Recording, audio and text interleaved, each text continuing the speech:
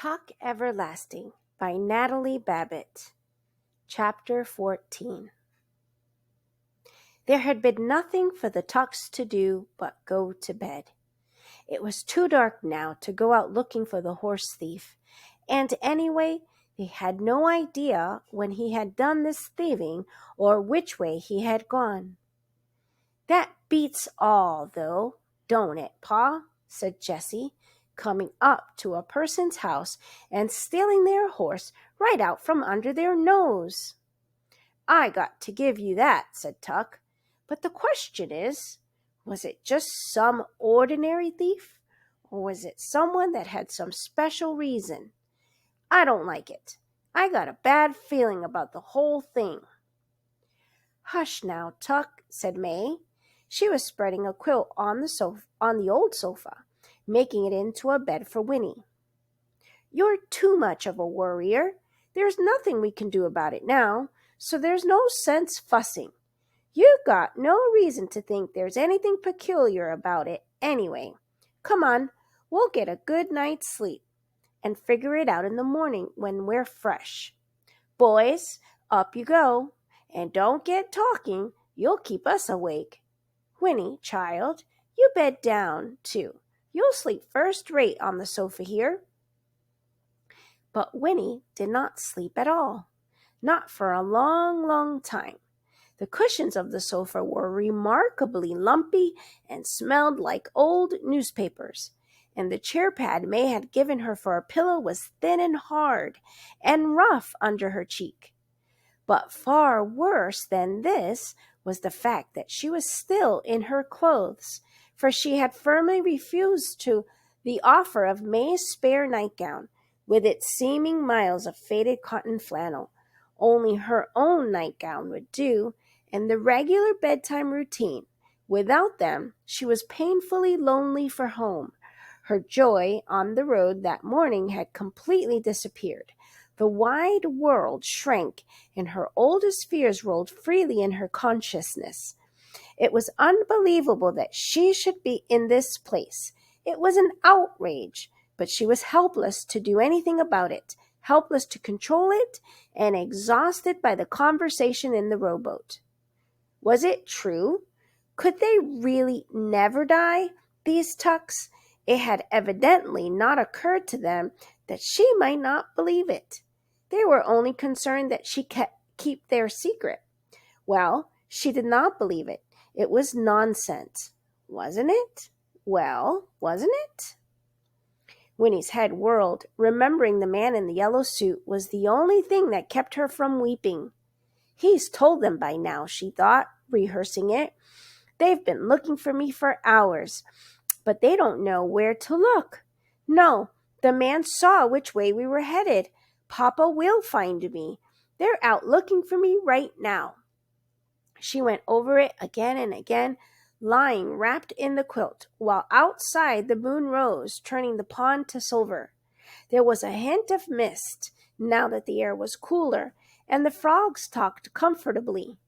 Crickets soon joined in with their shrill, rhythmic song. In the table drawer, the mouse rustled softly, enjoying the supper of flapjack crumbs May had put there for him. And at last these things were clearer in Winnie's ears than the voice of her thoughts. She began to relax, listening to the sound-filled silence. Then, just as she was drifting into sleep, she heard soft footsteps, and May was beside her. "You resting easy, child?" she whispered. "I'm all right, thank you," said Winnie. "I'm sorry about everything," said May. "I just didn't know no other way but to bring you back with us. I know it ain't very happy for you here, but, well, anyway, you have a good talk with Tuck?" "I guess so," said Winnie. "That's good. Well, I'm going back to bed. Get a good sleep." "All right," said Winnie. But still May lingered. "We been alone so long," she said at last. "I guess we don't know how to do with visitors. But still and all, it's a good feeling you being here with us. I wish you was ours. She put out an awkward hand then and touched Winnie's hair. "Well," she said, "good night." "Good night," said Winnie. Tuck came, too, a little later, to peer down at her anxiously. He was wearing a long white nightshirt and his hair was rumpled. "Oh," he said, "you still awake? Everything all right?" "Yes," said Winnie. "I didn't mean to go disturbing you," he said, "but I've been laying in there thinking I ought to be setting out here with you till you went to sleep." You don't have to do that," said Winnie, surprised and touched. "I'm all right." He looked uncertain. "Well, but if you want something, will you holler? I'm just in the next room. I'd be out here like a shot." And then he added gruffly, "It's been quite a time since we had a natural growing child in the house." His voice trailed off. "Well, try to get some sleep. That sofa there, I guess it ain't the kind of thing you're used to." "It's fine," said Winnie. "The bed's no better, or I'd switch with you," he said. He didn't seem to know how to finish the conversation, but then he bent and kissed her quickly on the cheek and was gone.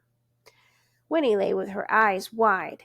She felt cared for and confused.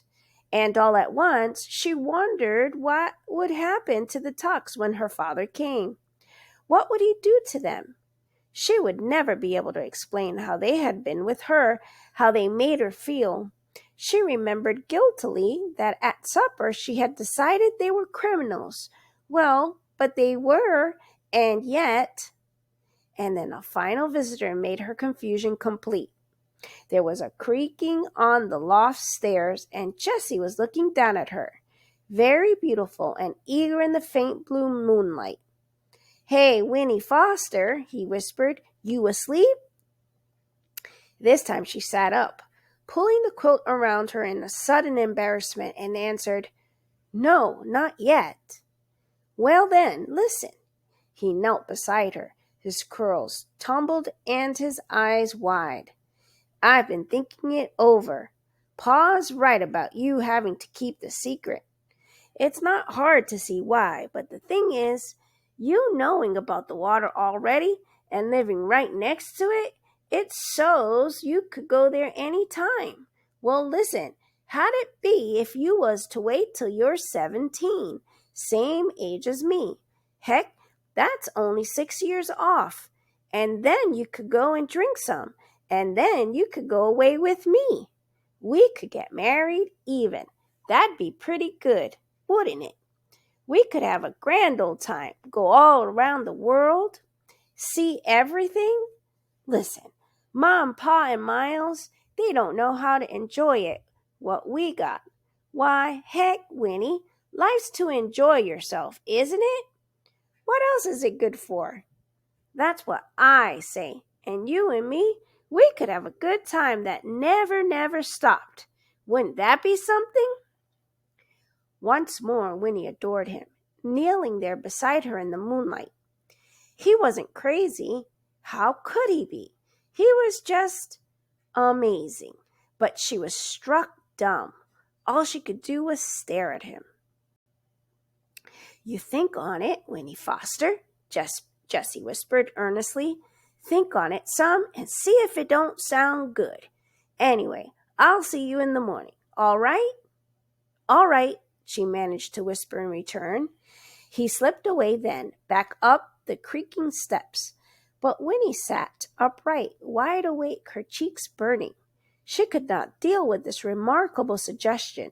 She could not think on it, for she didn't know what to believe about it anything. She lay down again, finally, and stared into the moonlight for another half an hour before she fell asleep.